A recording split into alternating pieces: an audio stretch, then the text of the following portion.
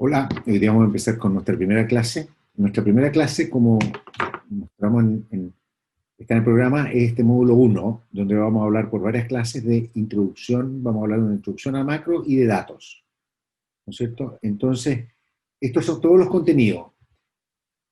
El grueso de las clases de esto van a ser entender los datos, cuentas nacionales, mercado laboral, los precios, la inflación, el gobierno y las cifras fiscales, y el sector externo y el tipo de cambio. Esas son como las cosas más importantes desde el punto de vista de la contabilidad, temas que también encontrarán discutidos en el libro. Por hoy día, lo que vamos a hacer nosotros es hablar de una introducción al tema de la macroeconomía. ¿Qué es la macroeconomía? ¿Qué es lo que se enfoca? Y vamos a mostrar cierta evidencia para motivar un poco lo importante que es el estudio de la macroeconomía. Así que comencemos con esta introducción a lo que está pasando en la macroeconomía. ¿Qué es lo que estudia la macroeconomía? Normalmente uno escucha decir que la macroeconomía lo que hace es estudiar los fenómenos agregados de la economía. Lo que la macroeconomía hace es estudiar la economía en su conjunto. Por lo tanto, la economía que mira, el PIB, que es el PIB, la producción total de la economía, Producto Interno Bruto, un concepto que nos va a acompañar todo el curso. La inflación, ¿no es cierto?, cuánto crecen los precios. El desempleo, el tipo de cambio, ¿no es cierto?, que hay muchas variables que a nosotros nos interesa entender. ¿Qué es lo que lo determina? Primero tenemos que entender cómo funciona y cómo se determinan estas variables, por qué evolucionan en el tiempo, y también podemos sacar de esto implicancias de política económica. Si queremos tener un desempleo más bajo, ¿no es cierto?, estabilizarlo en el ciclo económico, ese es el tipo de cosas que nos vamos a estar preocupando. A mí una definición que siempre me ha gustado y que resume un poco lo que es la macroeconomía y que tiene que ver con el cuadro este que tienen abajo, con el gráfico, es que la macroeconomía es el estudio del crecimiento económico, de por qué las economías crecen a largo plazo y las fluctuaciones económicas. Miren en este gráfico acá abajo, nosotros tenemos que esta es una economía donde la línea punteada corresponde al PIB, ¿no es cierto? Entonces nosotros tenemos aquí que la economía sube, baja y está moviéndose. Su ciclo su tendencia, ¿no es cierto? Su tendencia de mediano plazo es esta línea continua que tenemos acá, ¿no es cierto? Y que va así. Entonces, a nosotros, ¿qué nos interesa saber? A nosotros nos interesa saber qué es lo que determina el crecimiento a largo plazo de esta economía. Nosotros, como podemos ver en esta parte de acá, la economía, su crecimiento de largo plazo fue relativamente bajo, ¿no es cierto? Después, ¿qué es lo que vemos acá? Que en esta fase de acá, su crecimiento se acelera. ¿Qué hace que una economía crezca más en un periodo que crezca menos? Eso lo vamos a estudiar. Pero también nos interesa entender, ¿no? Entender por qué la economía de repente crece sobre lo que podría ser su tendencia y después cae debajo de su tendencia. Entonces, eso es el ciclo económico. Y también nos interesa saber determinar cuál es la tendencia esta de aquí. ¿Qué caracteriza este punto respecto de este punto que sería una economía que está en boom, una economía que está en recesión? Por lo tanto, nosotros vamos a mirar el crecimiento de largo plazo de la economía, vamos a estudiar este largo plazo en qué consiste, ¿no es cierto? Y después vamos a ver el ciclo económico y cómo uno puede combatir el ciclo económico y estabilizarlo en torno a la tendencia. Eso es como una manera de resumir. Y obviamente eso tiene implicancias para la inflación, tiene implicancias para el tipo de cambio, tiene implicancias para la política monetaria, tiene implicancias para la política fiscal, que son temas que vamos a estudiar en este curso y son temas que se preocupan la macroeconomía. Por lo tanto, ¿qué tipo de preguntas le gustaría a un macroeconomista tratar de dar? ¿Por qué hay crisis económica? ¿Por qué de repente hay crisis financieras, crisis cambiarias? ¿Cómo se pueden combatir? ¿Cómo afecta una crisis económica, una recesión normal, por ejemplo, que la economía de repente empieza a desacelerarse? ¿Qué pasa si se debilita financieramente y eso la agrava la situación? Porque además de una recesión uno tiene una crisis financiera. Veamos ahora la pandemia. ¿No es cierto? En la pandemia había una recesión muy grande. El sistema financiero se ha mantenido. Hubiera sido mucho peor si hubiera habido una crisis financiera y esas son las cosas que queremos entender. Pero también nos gustaría saber por qué hay países que se desarrollan más que otros. ¿Por qué hay inflación? ¿Cómo controlarla? ¿Por qué es mala? ¿Y qué refleja eso? ¿Por qué hay desempleo? ¿Cómo combatir el desempleo? ¿Por qué somos vulnerables como economía? ¿Por qué de repente el cobre sube mucho y podemos tener mejores perspectivas que si baja mucho? ¿Cómo hacernos más independientes? No desde el punto de vista microeconómico, sino que más bien dicho desde el punto de vista macro. O sea, lo que a uno le gustaría poder entender es cómo como economía nos hacemos menos vulnerables al ciclo del cobre. Desde el punto de vista micro, uno dice cómo nos diversificamos, cómo tenemos más sectores, cómo abordamos más lugares. Desde el punto de vista macro, uno dice, mire, tomemos lo que tenemos hoy día de cobre, pero nosotros queremos ser menos volátiles cuando el precio del cobre cambia. Y eso tiene implicancias fiscales, tiene implicancias monetarias, tiene implicancias de régimen cambiario que vamos a discutir. Por lo tanto, como ustedes verán, hay una relación bastante cercana en lo que es la macroeconomía de los temas de política económica. Pero también en el mundo de los negocios es muy importante porque uno tiene que entender el contexto en el que se está moviendo. Entonces, cualquiera de ustedes que esté trabajando en cualquier ámbito privado, ¿no es cierto?, ustedes van a tener que entender y tratar de entender qué es lo que pasa y cómo el contexto nos afecta y qué implicancias tiene lo que está pasando en la macroeconomía sobre nosotros. Obviamente mucho más importante para quien está en la industria financiera, donde las variables macroeconómicas son muy importantes, pero también en cualquier otro sector, por lo tanto, entender lo que está pasando es muy importante para nosotros. ¿Cuál es la diferencia entre la micro y la macro? Primero, hay una cosa que tiene que ver con el grado de agregación. La micro estudia mercados, ¿no es cierto? Estudia individuos. Estudia mercados, de repente estudia empresas. Después las empresas las pone en contexto de un mercado. Analiza la toma de decisiones, discute los problemas de organización industrial, los monopolios, ¿no es cierto?, cómo hay distintos mercados y funcionan de distinta manera.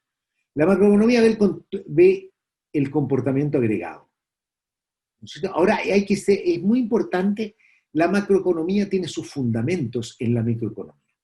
No tiene sentido que nosotros en la economía digamos, mira, las empresas actúan de esta manera, tratan de maximizar sus utilidades, ¿no es cierto? Los consumidores cuando están decidiendo entre dos bienes, también están viendo el bienestar que le provoca a los dos bienes, alejarnos de eso para la macro. La pregunta es cómo lo agregamos, y esos son los temas que vamos a discutir. Pero la macroeconomía tiene sus fundamentos en la microeconomía. Uno no puede estudiar macroeconomía en serio si no entiende bien microeconomía. Ahora, otra manera también que muchos ponen la macroeconomía es como el equilibrio general. Es como decir, si ponemos todos los mercados en conjunto, ¿qué implica esto respecto de la producción agregada de la economía? ¿Qué implica esto respecto del desempleo agregado? Entonces, lo que nosotros estamos haciendo es poner todos estos pequeños mercados, y esto lo estamos poniendo en algún modelo macroequilibrio general. Obviamente tenemos que hacer simplificaciones de acuerdo a lo que estamos pensando, estudiar, pero es muy importante tener esta idea de que la macroeconomía se fundamenta en la microeconomía y mira mucho más al equilibrio general. La teoría macro es, como les decía yo, una teoría de equilibrio general. En la micro, los precios, uno pregunta por qué, por ejemplo, los salarios de los profesionales crecen más que el promedio, por qué existen diferenciales salariales entre hombre y mujer. Pero la pregunta macro es, ¿cuál es el impacto inflacionario sobre la competitividad de alzas de salario, de presiones salariales? Las preguntas son un poco distintas. En el mercado laboral, la micro dice, ¿qué políticas puede hacer el gobierno para mejorar la situación de los jóvenes en comunas, ¿no es cierto?, en comunas pobres? ¿Qué sistema y qué cosas podemos hacer nosotros para facilitar? La macro mira un poquito más en general a qué política hay que adoptar para promover el empleo general y el crecimiento. Obviamente, como ustedes se dan cuenta, siempre nos vamos topando. Porque si nosotros queremos entender el desempleo general, hay que entender algo que pasa con los jóvenes, hay que entender qué es lo que pasa con la fuerza de trabajo femenina. Son cosas que necesitamos entender y que obviamente después podemos discutir con más detalle en las clases. Entonces, ¿cuáles son las variables como fundamentales, de las cuales vamos a mostrar un poco, ¿no es cierto?, a continuación? Las variables fundamentales que uno diría, que era lo que les comentaba, en la macro, como el resultado de lo que pasa en la macro, tiene que ver con el Producto Interno Bruto.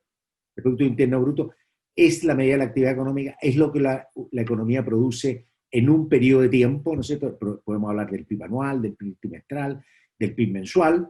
La tasa de desempleo, que está directamente relacionada al Producto Interno Bruto. Cuando crece más, se crea más empleo, hay menos desempleo. Obviamente, donde se estacione la tasa de desempleo, nosotros podemos tener una economía con un montón de distorsiones micro en el sector de empleo que genera una tasa de desempleo alto. Por lo tanto, aquí también se mezclan eso, pero es muy importante entender que una economía con mayor actividad económica es una economía también que normalmente tiene más empleo, y existen maneras de relacionar esto.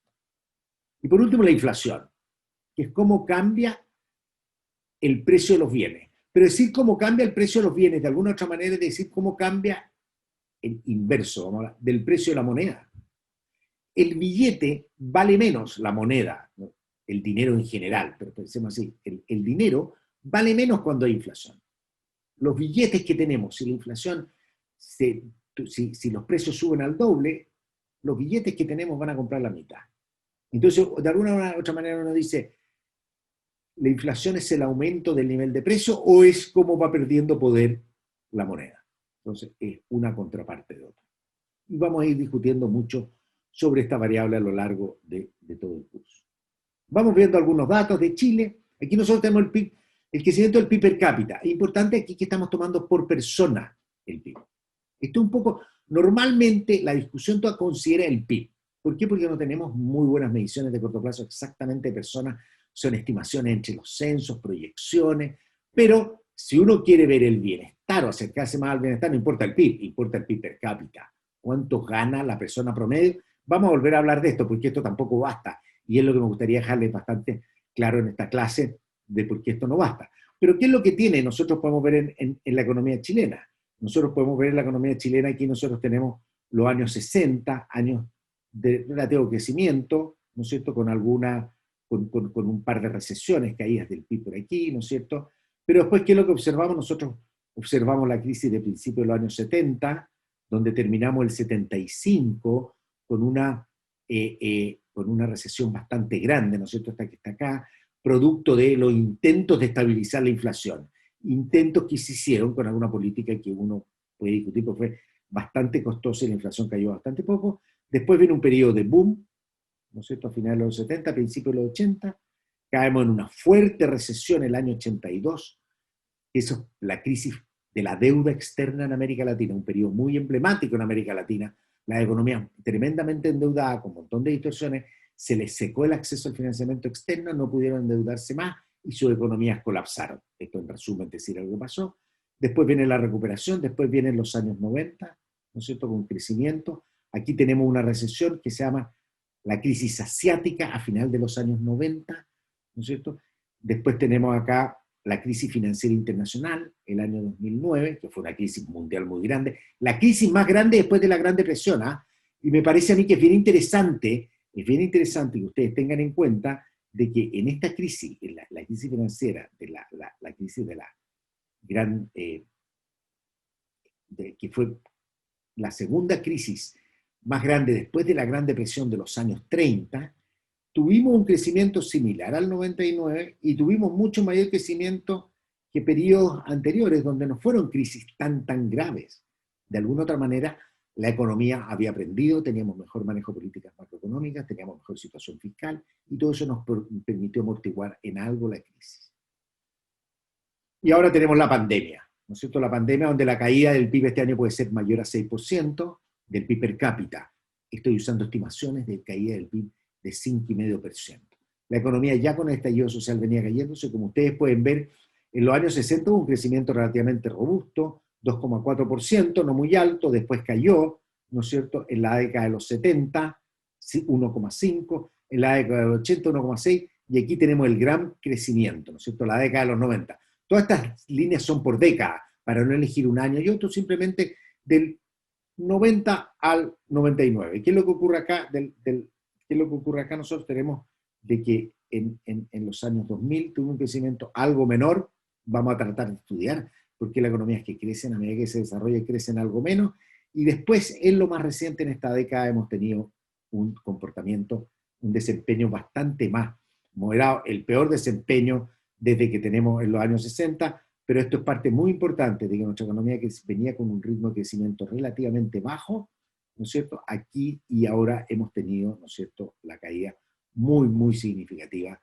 de producto de la pandemia, temas que podemos discutir más en detalle en las clases. ¿Cómo le ha ido Chile respecto al mundo? Una manera sencilla de verlo. Aquí, ¿qué es lo que tenemos nosotros? Aquí nosotros tenemos el PIB per cápita el año 90, ¿no es cierto? Y aquí tenemos el PIB per cápita el año 2017. Entonces graficamos en el horizontal el 90 y el 17. Esta línea del medio, ¿no es cierto? Esta línea del medio aquí es la diagonal. ¿Qué significa esta diagonal? Que los países que están sobre la diagonal son países que no, su PIB per cápita fue el mismo el año 90 que el año 2017. Son muy pocos países los que en este periodo tan largo, ¿no es cierto?, en un periodo tan largo como va del 90 al año 2017, casi 30 años, casi 3 décadas, se han empobrecido. ¿Quiénes se han empobrecido de acuerdo a este dato? Se ha empobrecido Venezuela, Ucrania, Moldova tenemos acá. Kazajistán se ha mantenido más o menos en lo mismo, Siria ha caído algo, el grueso de los países ha crecido. Si uno tira una línea paralela en el caso de Chile, ¿no es cierto? Si uno tira una línea, uno ve que Chile, una línea paralela a la diagonal, uno tira una línea, que va por aquí. Esta línea representa 2,5 veces, es decir, todos los países que están sobre la línea esta crecieron 2,5 veces respecto a lo que tenían el año 90. Y todos obviamente los que están arriba, más de 2,5. ¿Quiénes están arriba de Chile en esto? Está Corea, por ejemplo, Taiwán, que son países muy exitosos. Singapur está más o menos al nivel de Chile, pero partiendo de mucho mayor riqueza. Nosotros tenemos China.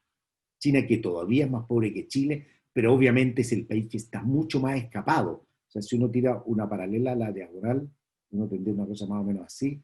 No hay ni un país que haya crecido desde el año 90 hasta el año 2017 lo que ha avanzado China. ¿No es cierto? Entonces ahí tenemos Chile con un desempeño bastante positivo en materia de PIB per cápita. Otra manera de verlo, esto es bien útil. Uno dice, el PIB a veces crece en todo el mundo. Entonces compararme y decir que yo crecía 5%, cuando el mundo creció 5%, tal vez mucho más valioso fue el desempeño relativo si yo crecía 3% y el mundo no creció. Entonces lo que uno hace, normalmente se hace, es comparar el PIB per cápita de un país en términos nominales, es decir, cuántos dólares tengo yo, ¿no es cierto?, ajustado por PPP, y hay cosas que vamos a ver después sobre la medición exacta, ¿no es cierto?, pero uno dice, ¿cuánto es el PIB per cápita de Chile nominal con respecto al de los Estados Unidos? Porque uno se habla de Estados Unidos, es el país más rico en general, y es el país que ha crecido y es más estable. De repente uno podría tomar un país chico europeo, pero ahí hay muchos problemas de repente que este país puede haber tenido crisis, no ha tenido crisis, vamos a depender mucho de eso. Esto es como el país y muy, muy correlacionado con el crecimiento de la economía mundial. Chile, el año 90, era un país del montón en América Latina, ¿no es cierto? Era un país que tenía aproximadamente el año 80, el 27% del PIB más o menos de Estados Unidos. Pero después tuvo la crisis, ¿no es cierto? Y con la crisis llegó al año 90 a ser un país con un ingreso 24% respecto de Estados Unidos. O sea, retrocedimos, ¿no es cierto?, desde la crisis hasta el año 90. Retrocedimos respecto a Estados Unidos, a pesar de que crecimos algo. ¿No es cierto? Acá ustedes tienen otros países, tienen el caso acá, ¿no es cierto?, de Perú, el caso de Perú, pueden tener por aquí, y tenemos acá el caso de Colombia, ¿ah? Tenemos acá el caso dramático de Argentina, ¿no es cierto?, que es la línea punteada, que es un país que partió siendo más del 50% el año 80 y hoy día está mucho más cercano a un 30%. Tenemos otros casos también bastante negativos, como el caso de México, ¿no es cierto? Aquí tenemos, y así vamos mirando, podemos ir mirando a todos los países, y ustedes lo pueden hacer esto con datos para todo el mundo sin que se... Si uno toma en este contexto los países de América Latina, Chile ha sido el que ha tenido mejor desempeño y ha pasado, hoy día hay una discusión, Uruguay se acerca, Panamá, que no lo tenemos en esta lista, uno de los países grandes también se acerca, pero Chile en esta muestra países es el país más grande. Pasó de ser un 24% del PIB de Estados Unidos per cápita, medido con correcciones que después les voy a explicar por PPP, ¿no es cierto? Pasó a ser el 42%, ¿no es cierto? Entonces tuvo un avance bastante significativo. Uruguay es otro país que también ha tenido un avance bastante importante y también, pero partiendo de niveles algo mayores antes que Chile. Pero es un país también que de buen desempeño en la economía de América Latina. Esto es Chile respecto al mundo. Chile respecto al mundo, lo interesante que es simplemente ver que Chile estaba un poco en la parte de abajo, pero sigue siendo un país de ingreso medio, ¿no es cierto? Está aumentando. Acá lo estamos comparando, obviamente, arriba con América del Norte, con regiones bastante más avanzada, ¿no es cierto? La Unión Europea tenemos acá, entonces es bastante la comparación. Chile es un país de $20.000 per cápita, cuando acá los países tienen 30, 40 y $50.000 per cápita. Y todas estas mediciones exactas las vamos a ver más adelante. Ahora vamos a otro tema importante que a ustedes les preocupará. El PIB per cápita es una medición, pero es una medición, si todos fuéramos iguales, bastaría con esa medición. Pero las sociedades y las economías, la gente es distinta. Por lo tanto, nosotros tenemos particular preocupación por el bienestar de todos. Y obviamente quienes van quedando rezagados son quienes tienen menos bienestar y es importante entender qué pasa con ellos. Y esto es qué pasa con la pobreza. Y los países a medida que se desarrollan, a medida que crecen, también caen sus niveles de pobreza. Ese fue Chile, dependiendo si uno toma el dato del Banco Mundial, con 5,5 dólares al día, PPP del año 2012, ¿no es cierto? Estoy mirando cuánto un hogar debiera ganar para estar por sobre la línea de la pobreza, y acá nosotros tenemos el año 2017. Ya sea los datos de CACEN, que es la encuesta que usamos nosotros para medir la pobreza en Chile, o los datos que están compatibilizados con el PNUD, o del Banco Mundial, Chile ha tenido una caída de la pobreza muy significativa, que ha sido el correlato de lo que ha pasado, que les decía yo, con el alto aumento del crecimiento y del nivel de vida. Si ustedes miran, efectivamente, los países con mayor pobreza son los países de menor ingreso, los países con menor pobreza son los países con mayor ingreso. Chile está por aquí, ¿no es cierto? Está en esta parte de acá. Después lo pueden ver. Esta base de datos, Our World in Data es muy buena, se las recomiendo, que ustedes pueden entrar ahí si quieren tener más dudas, tienen datos de todo y el esfuerzo de mayor homogeneidad que yo he visto y de mayor magnitud en términos de datos. Así que lo invito a visitarla, de ahí vamos a sacar muchas cosas. El desempleo en Chile, que es una cosa que nos interesa, aquí son los datos de desempleo mensual, así que esta cosa que es como un serrucho, es producto de que es muy estacional, no todos los meses son iguales, por lo tanto el desempleo sube y baja, a uno le gustaría ver esta línea un poco suavizada, ¿no es cierto? Aquí tuvimos bastante estacionalidad. Esto fue el desempleo relativamente alto de la salida de la crisis asiática que yo les mencionaba, a finales de los 90. Chile venía de la crisis de la deuda con un desempleo alto, este desempleo cae, y después el desempleo sube con la crisis asiática. Como les decía, de nuevo, el crecimiento está muy asociado a la tasa de desempleo. Después la tasa de desempleo cae, sube de manera muy importante la crisis financiera internacional, hace 10 años atrás, cuando la economía de Chile tuvo una recesión, pero nos recuperamos el 2009 con vigor y el desempleo de la economía chilena cae relativamente rápido y se queda relativamente estable con una pequeña alza. ¿No es cierto? Si uno ve un poquito la tendencia, en esos años que yo les mostré donde el crecimiento en Chile se fue atenuando, y obviamente con la pandemia hemos tenido un aumento del desempleo muy, muy severo y está por verse cómo va a evolucionar y son temas que podremos discutir a lo largo del curso.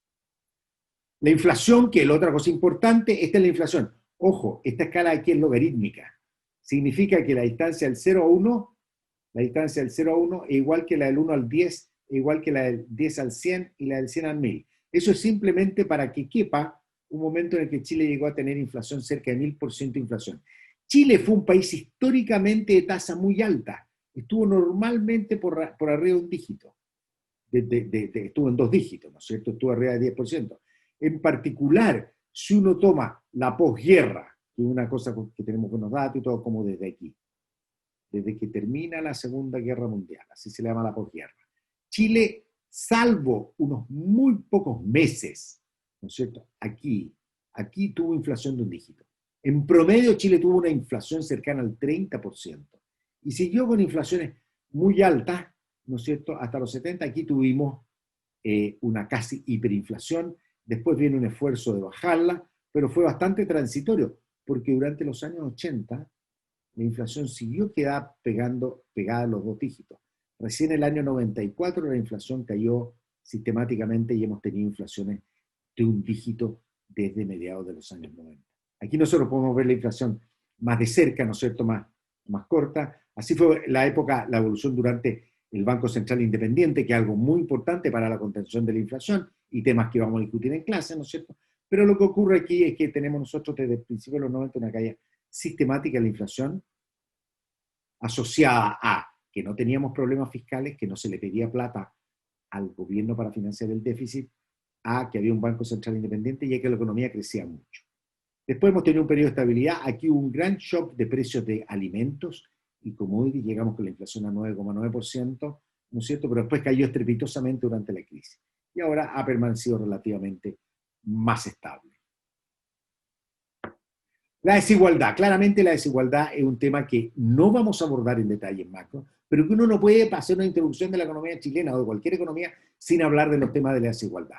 Los temas de la desigualdad hoy día en el mundo son tremendamente importantes. Los países ricos se ha deteriorado la desigualdad y países como Chile, que no se ha deteriorado la desigualdad, todavía la desigualdad es un fenómeno bastante agudo, con desigualdades bastante altas. Por lo tanto, no nos basta con el ingreso promedio per cápita. Nosotros ya hemos hablado de la pobreza, pero también nos interesa cómo se distribuye.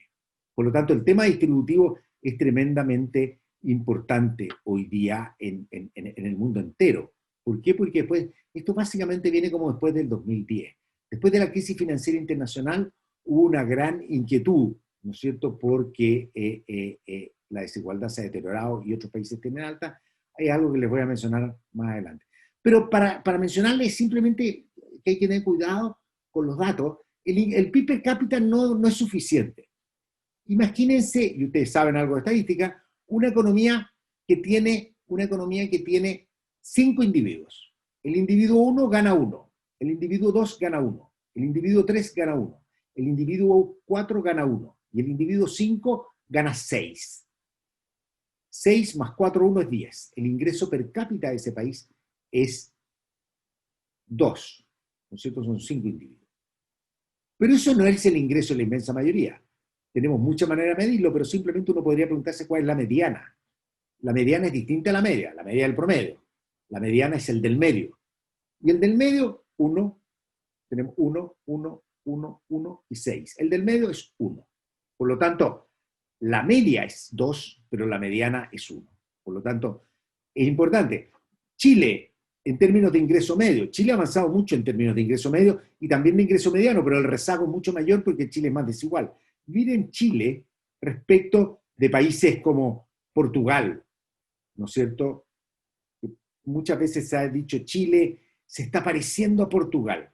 La brecha entre Chile y Portugal es este pedazo de aquí. No es tan grande, podemos pillarlo en el tiempo, ¿no es cierto? Pero veamos qué pasa con la mediana de Chile. De hecho, en estos datos, la diferencia entre la media de Chile y Uruguay de Chile y Portugal es aproximadamente 20%. Pero cuando uno saca la mediana, fíjense lo que baja la media hacia la mediana en Chile, fíjense lo que baja en Portugal. La brecha se amplía. Tenemos aproximadamente 40% de diferencia el chileno mediano respecto al portugués. Estamos bastante lejos del desarrollo. A mí no me gusta hablar de desarrollo como cuando el país alcanza un nivel de ingreso alto. Efectivamente es un país de ingreso alto, pero no basta para el desarrollo. Y en este caso me gustaría pensar en la mediana. Veamos qué pasa con el coeficiente de Gini en el mundo.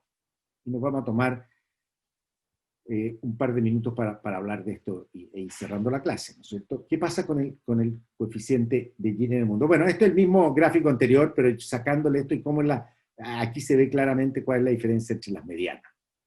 De nuevo, es bien importante, y como les decía yo, el desempleo se tiende, una economía, desde el punto de vista macro, la estabilidad macroeconómica es buena, porque si uno ve el Gini, y les voy a explicar al tiro del Gini, el Gini se deteriora, cuando baja se hace más desigual, ¿no es cierto? En periodo el Gini, aquí hay desempleo alto, hay algún rezago, el Gini es alto. Cuando la economía tenía desempleo bajo, ¿no es cierto? Hacia acá, hacia los años 90-2000, la desigualdad en Chile se redujo. El Gini reduce la desigualdad cuando va hacia abajo. Les voy a explicar inmediatamente lo que es el Gini, por si tienen duda. No vamos a discutir demasiado esto en el curso, pero es importante que lo entiendan. Si esta es la población, aquí está el porcentaje acumulado del ingreso. Esto es una función de distribución. Acá tenemos ordenado de más pobre a más rico. Entonces el 0% capta 0 el ingreso, pero el 10%, ¿no es cierto? 0,1, el 10% puede captar aquí el 8% del ingreso. Y así nos vamos con una curva que tiene esta forma, porque a medida que vamos subiendo, como los tenemos ordenados, cada quintil es un quinto, o cada decil es un décimo, o cada centil es un céntimo, pero cada grupo adicional tiene una fracción mayor del ingreso porque así los ordenamos. Entonces siempre esta curva va a ir por debajo. Si el ingreso fuera completamente igualitario, nos vamos por aquí. Si el ingreso fuera completamente desigualitario, es decir, una persona gana todo y nadie gana nada, esto sería así. Es decir, mientras más hacia acá está esta curva que se llama curva de Lorenz, más desigual es la economía. ¿Okay? Entonces, ¿qué es lo que hace el Gini? El Gini compara el tamaño de esta área que está aquí, y la vamos a rayar, compara el tamaño de esta área respecto de este triángulo. No me quedo muy bien el triángulo, pero ya está. Mientras, entonces compara A con A más B, que es el triángulo total. Mientras más grande es A, más desigual. En el caso extremo, ¿no es cierto?, que yo les mencionaba, en el caso extremo es 1, y aquí el Gini es 0. O sea, el Gini es una variable que está entre 0 y 1. 0 es igualdad total, 1 es máxima desigualdad. Veamos qué ha pasado con el Gini en el mundo. De nuevo, la línea, ¿no es cierto? Esta línea de aquí es la diagonal. Esto es el año 90, perdón, el año 90. Esto es el año 90 y esto es el año 2015, o datos cercanos al 2015, porque siempre esto cuesta más encontrar los datos. Esta es la diagonal. Los países que están sobre la diagonal son países que no cambió la desigualdad. ¿No es cierto? Porque aquí cerca de Estados Unidos, un poquito, no sé, pero Morocco está ahí. Francia. Y aquí tenemos otros países, Colombia. Los países que están acá abajo, cayó el Gini. Los países que están arriba, subió el Gini. Chile, cayó el Gini, porque está por debajo de la diagonal. Dibujé la línea de Chile. Y de hecho, la caída horizontal, estos países tienen más caída que Chile. Brasil tiene caída similar, pero siempre es más desigual. Y aquí ustedes pueden ver, van a ver estos datos si quieren comparar con otros países. Todos estos datos están en Our World in Data, que lo pueden ir a mirar. Pero lo interesante que ha pasado en el mundo y que a mí me gusta destacar es que estos países de acá, que son todos muy desiguales, se han igualado un poco. Sin embargo, siguen siendo desiguales. Por lo tanto, la desigualdad es un tema que preocupa. Y en estos países de acá, que son los países igualitarios, el grueso de ellos está sobre la diagonal, se hicieron más desiguales. Por lo tanto, obviamente nos preocupa. Y entonces en el mundo entero, los países igualitarios están preocupados porque la desigualdad subió. En países como Chile, acá como América Latina, la desigualdad cayó, pero la desigualdad sigue siendo muy alta, por lo tanto el tema de la desigualdad es muy importante. Simplemente para mencionar y para cerrar la clase, han surgido algunas medidas de bienestar más holísticas, más generales, el índice de desarrollo humano, ¿no es cierto?, que se hace en Naciones Unidas, que dice, vamos a ver nosotros cuánto el PIB per cápita, que está acá, el ingreso nacional per cápita, de estos detalles vamos a hablar, pero qué pasa con la escolaridad, ¿ah?, con la educación promedio de la población, qué pasa con la esperanza de vida al nacer, y de ahí nosotros construimos el índice de desarrollo humano.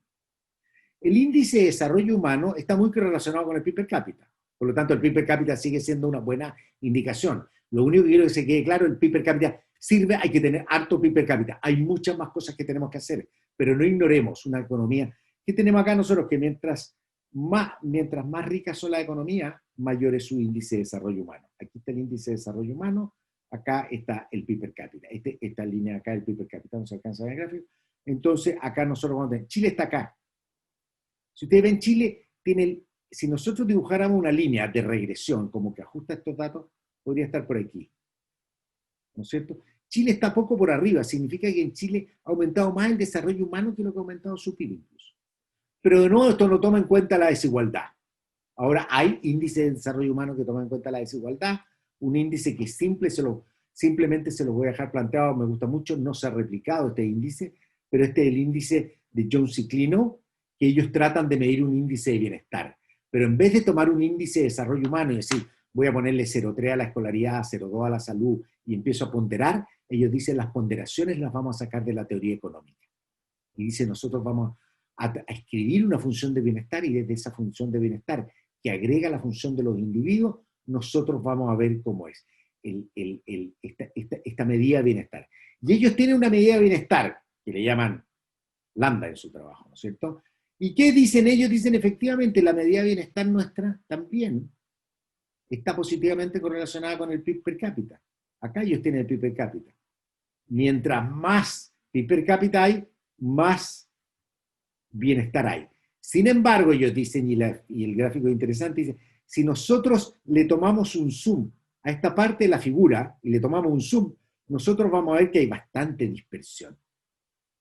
Entonces vamos a tener países que efectivamente, esto es un cero, estamos aquí nosotros, lo que están viendo aquí es cómo están respecto de la línea de regresión. Dice, hay países que están mejor, países que están peor. Cuando calculan esto, si ustedes quieren saber el dato de Chile, si lo miran con cuidado, Chile está por algo debajo de la línea de regresión, es decir, su bienestar respecto del promedio está por debajo del bienestar que le correspondería al país promedio para su nivel de ingreso per cápita. Estos son temas muy interesantes que obviamente nos deberían acompañar durante el resto del curso y que con esto vamos a dar por finalizada nuestra primera clase. Mucho gusto de haber estado con ustedes.